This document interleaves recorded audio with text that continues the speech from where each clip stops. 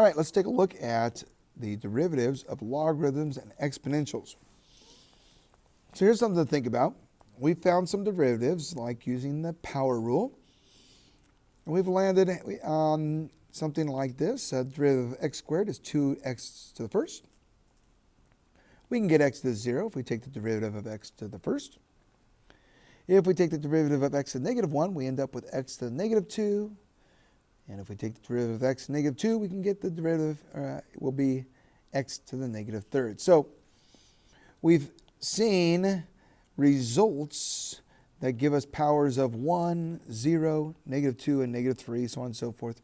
But what we haven't seen is we've never had a situation where we end up with a derivative of x to the negative 1, which is really just 1 over x. Well, let's take a look at a function that we haven't seen yet, and that is our natural log. So here I've got a little Desmos activity, and or Desmos graph, that is. And the red function is the graph of natural log of x. And the tangent line is this black line here, okay? And we have a certain a value here.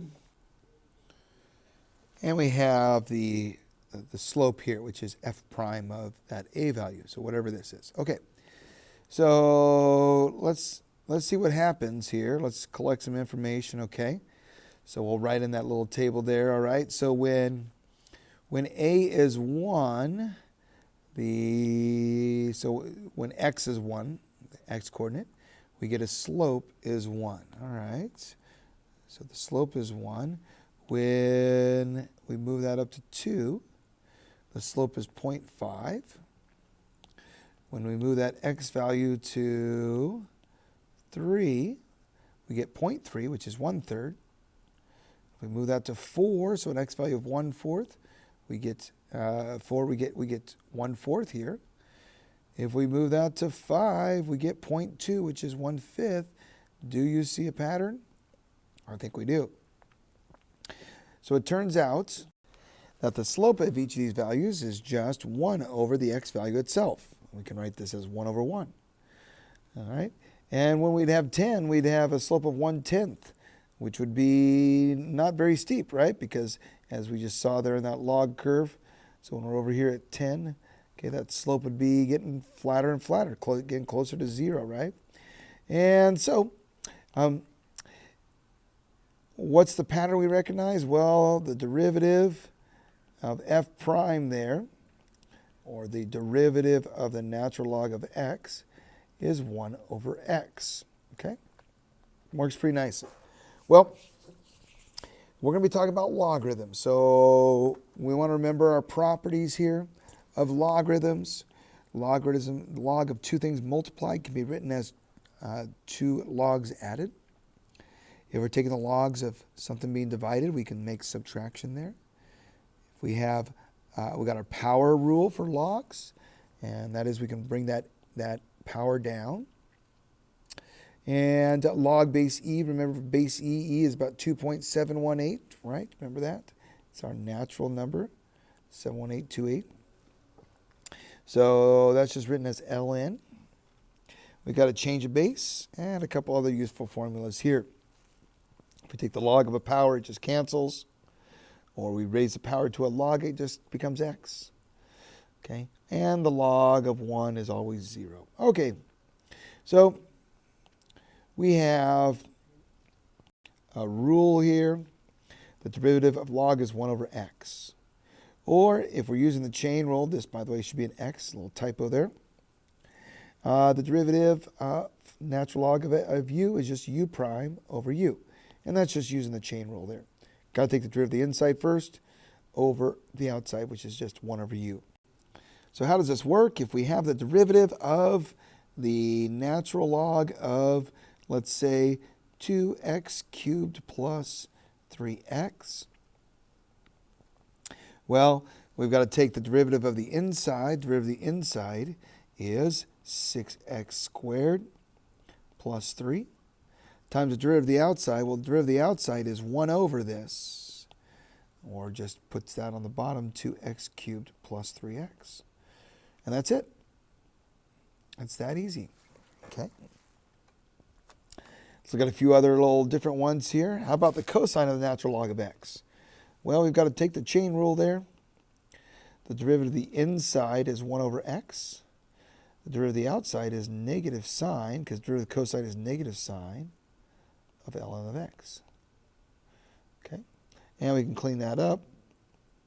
Negative sine ln x over x.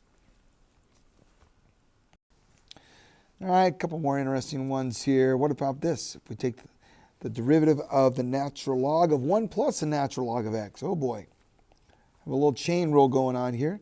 Derivative of the inside is the derivative of 1 is 0. And the derivative of the natural log of x is 1 over x. Derivative of the outside, or the whole, it would be 1 over this. So 1 over 1 plus natural log of x. And so that's 1 over, how about we distribute this out? X plus x natural log of x. All right. Now, sometimes it's useful to rewrite this first. We could take the derivative here, and we could use the chain rule and the quotient rule, because this is all inside the logarithm here. And that can get to be a little bit of work. So a better way to do this is to rewrite it. Let's see. Let's rewrite this as t to the plus 2 to the 1/2, because square root is a 1/2 power. And then we have our log properties that say this. If we're taking the log of a quotient, well, we can break that up into a subtraction. Okay. And we could drop that 1/2. Okay. And we have 1/2. This is our power rule of logs, like we had on the previous page. And now let's go ahead and take our derivative. So this is h of t. Now, by the way, we haven't done any derivative yet. This is all just pre-calculus so far. Okay. Hopefully those things kind of ring a bell. And so now let's take the derivative. Okay, so we take the derivative of this first part here. The 1/2 is just going to hang out. And let's do the derivative of natural log of u would be u prime over u. So that means the derivative of the inside, which is 1, over the outside, or over the whole, I should say, t plus 2. U prime over u. Okay? And the derivative of just plain old t is 1 over t. And we can distribute this thing out to finish it off. How about 2t plus 4? Okay? And we can put those together, but we don't see a necessarily need to do that right now. Okay? Well, what happens if we have, instead of a natural log, we got a different base? Well, we have this formula here. This is our change of base formula. Okay? So if we had like log base 2 of 32, according to this rule here, we can change this into any other base, base A. It could be log base 10, log base 7, or natural log. So we could take the natural log of 32, so that's kind of like the top number goes up, and the bottom base number goes down, divided by the natural log of 2. And if you plug that into your calculator, you'll get 5, okay? Which we know that 2 to the 5th is 32. So how does that help us? Well, if we want to take the derivative of the log base b, that's like taking the derivative of natural log of x over natural log of b, using that rule there. Okay? The x goes up and the b goes down. All right, well, let me rewrite this. This is equal to the derivative of 1 over natural log of b times the natural log of x. Okay? Well, this 1 over natural log of b, that's just a constant. So that can just be pulled out of the derivative. It has nothing to do with x, so we'll just pull that out. Natural log of b times the derivative of the natural log of x. Well, what is the natural log of derivative of the natural log of x? That's 1 over x.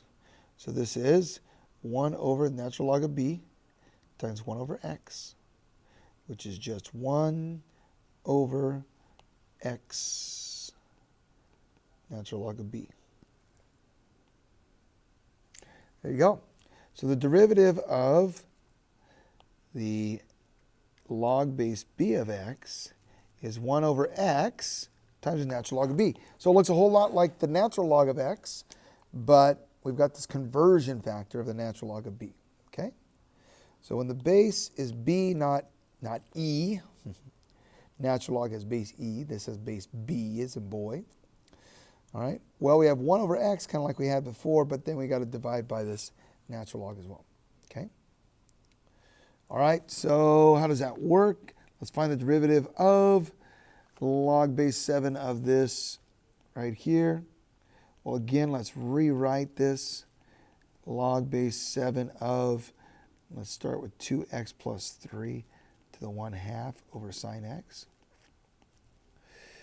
Okay, now this is division, so we can break this into subtraction. When we're dividing inside the log, it becomes subtraction. 2x plus 3 to the 1/2 minus log base 7 of sine x. Okay, and now this little 1/2 can be dropped down, that exponent. So this is equal to 1/2 log base 7 of 2x plus 3 minus log base 7 of sine x. And that's f of x. We haven't done any derivatives yet, so make sure you label that, because we haven't done calculus yet, really.